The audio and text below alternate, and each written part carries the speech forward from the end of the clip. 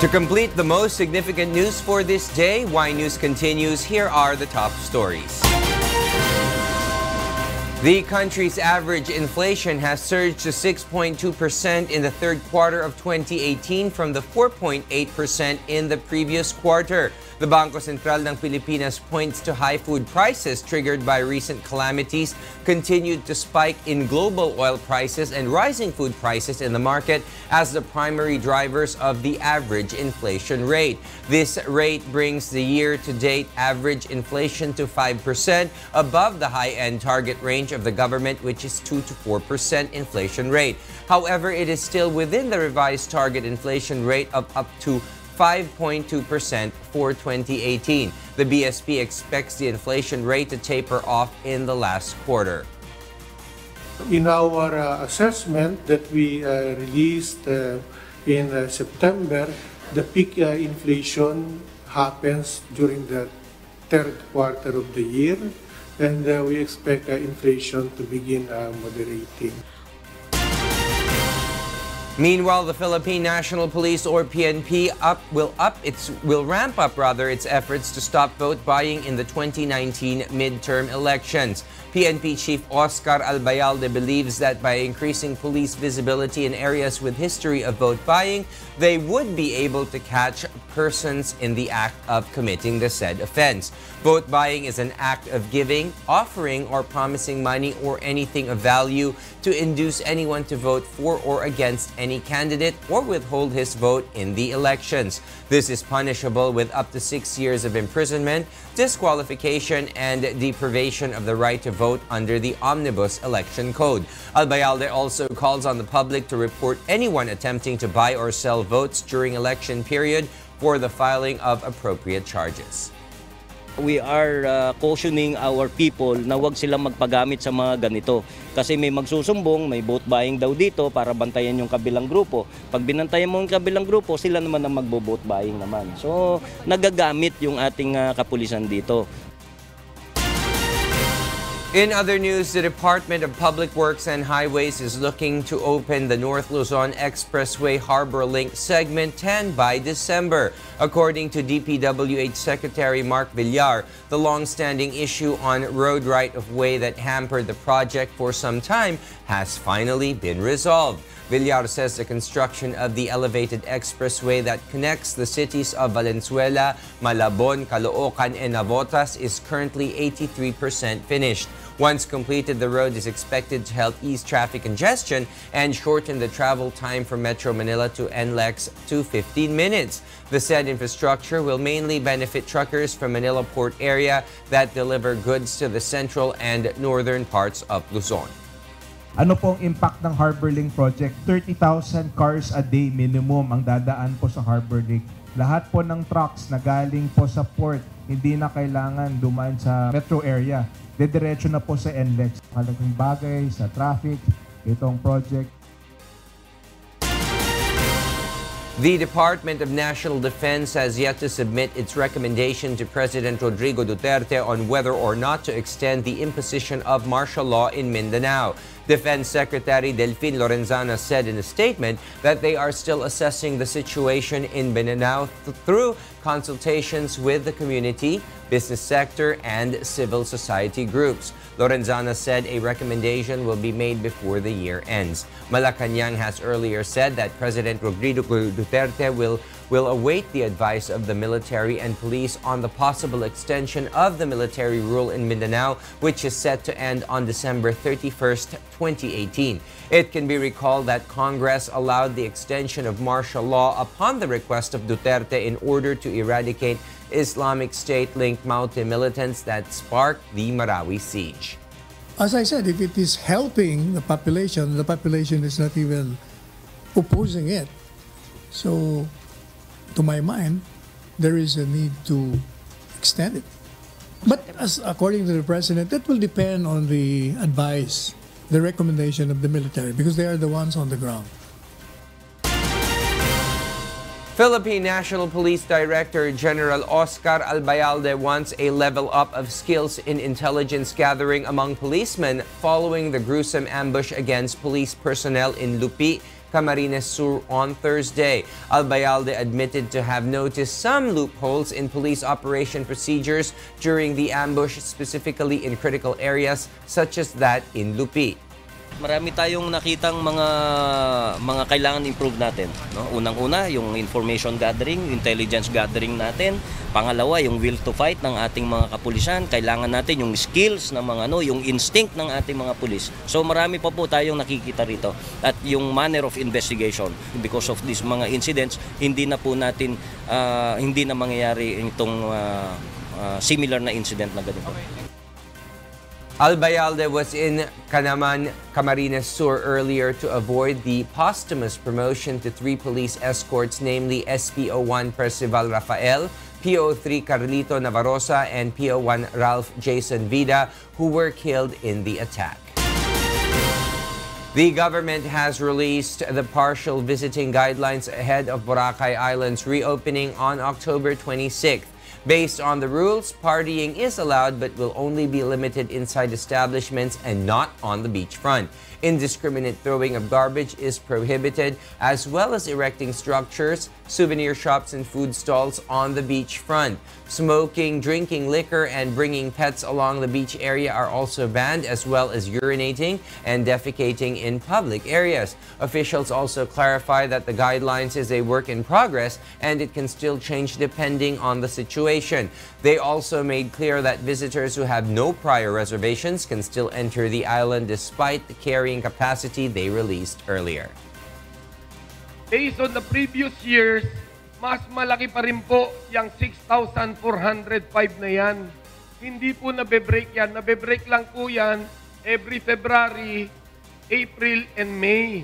Dahil ito po yung tunay na peak season po rito.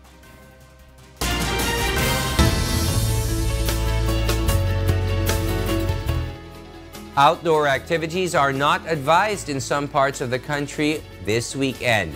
Leslie Longbowen is at the UNTV Weather Center to tell us why. Leslie?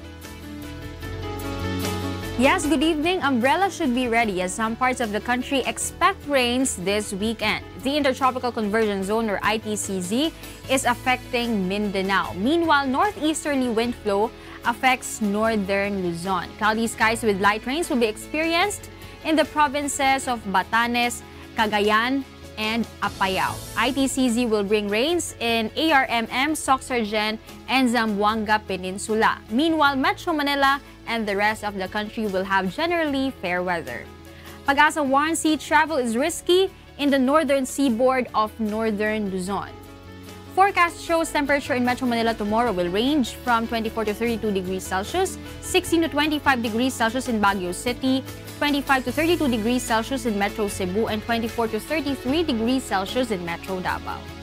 Tomorrow, the sun is expected to rise at 5:48 in the morning. That's weather forecast. Back to the studio. Thank you very much, Leslie Longbowen from the UNTV Weather Center.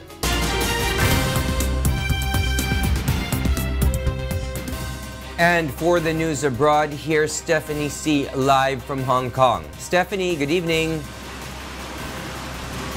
Good evening, William.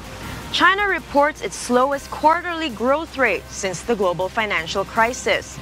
The National Bureau of Statistics says China's growth figure for the July to September quarter was 6.5% from a year earlier. Policymakers have moved to support the cooling economy in recent months as China faces rising economic challenges, including high debt levels and an intensifying trade battle with the United States. The impact of the trade dispute with the U.S. is expected to weigh on growth figures in the coming months. Groups of human rights advocates are urging Turkey to call for a UN investigation into the case of missing Saudi journalist Jamal Khashoggi. Beverly Saison tells us why. 3 leading human rights advocates convened a news briefing at the United Nations to call on Turkey to push for a United Nations investigation into the disappearance earlier this month of Saudi journalist Jamal Khashoggi.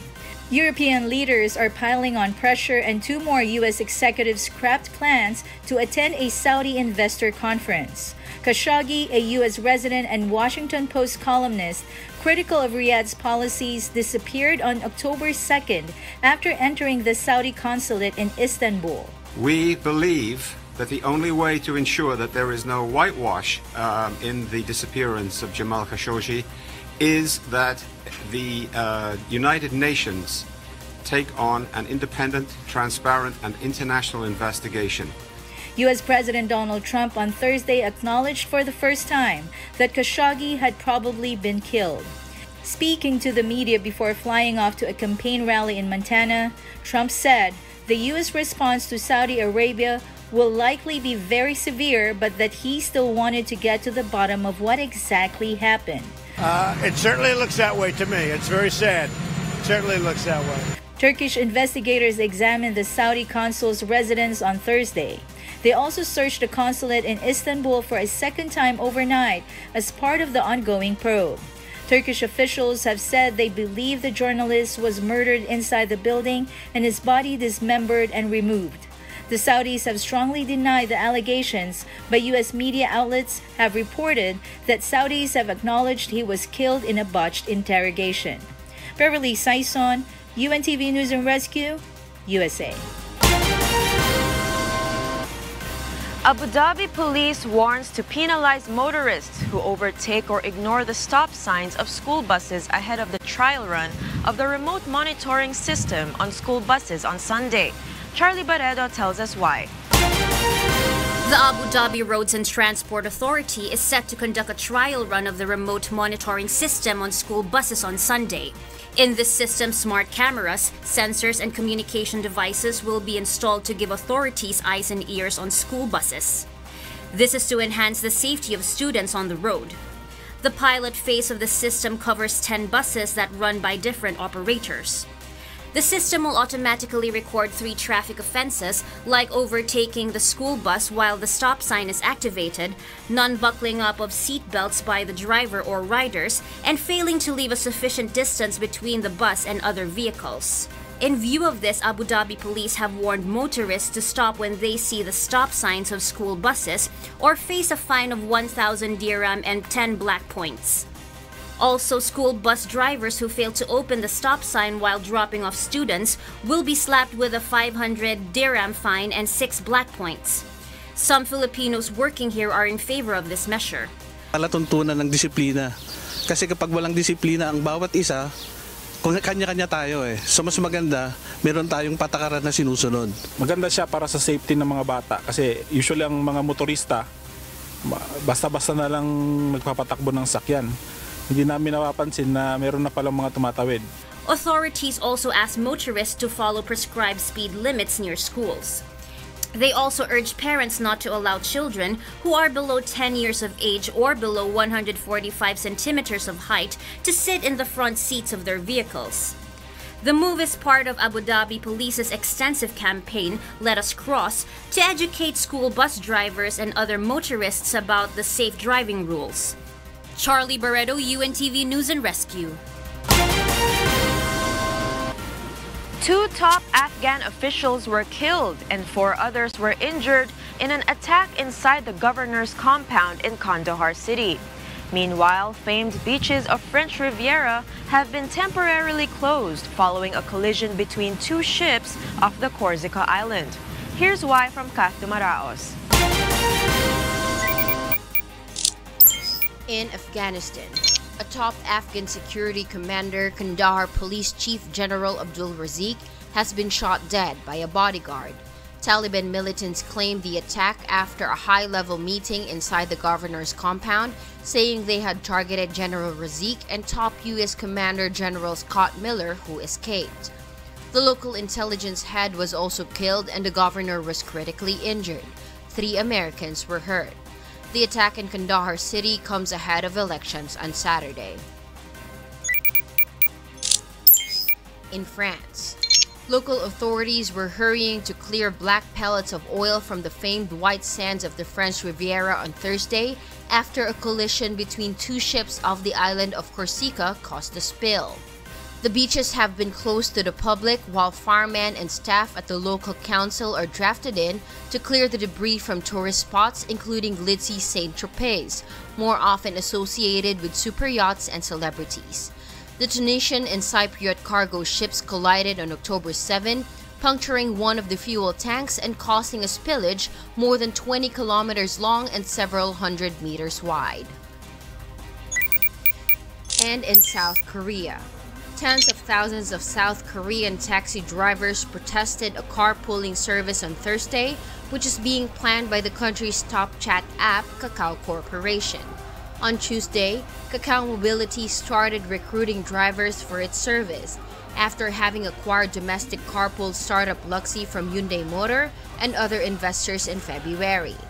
The protest is the latest challenge to ride-sharing services in South Korea, which has one of the world's highest smartphone penetration rates, with nearly half its population of about 51 million living in the Seoul metropolitan area. Kat Dumaraos, UNTV News and Rescue. And those are the news from the other parts of the globe. Back to you, William. Thank you very much, Stephanie C., live from Hong Kong.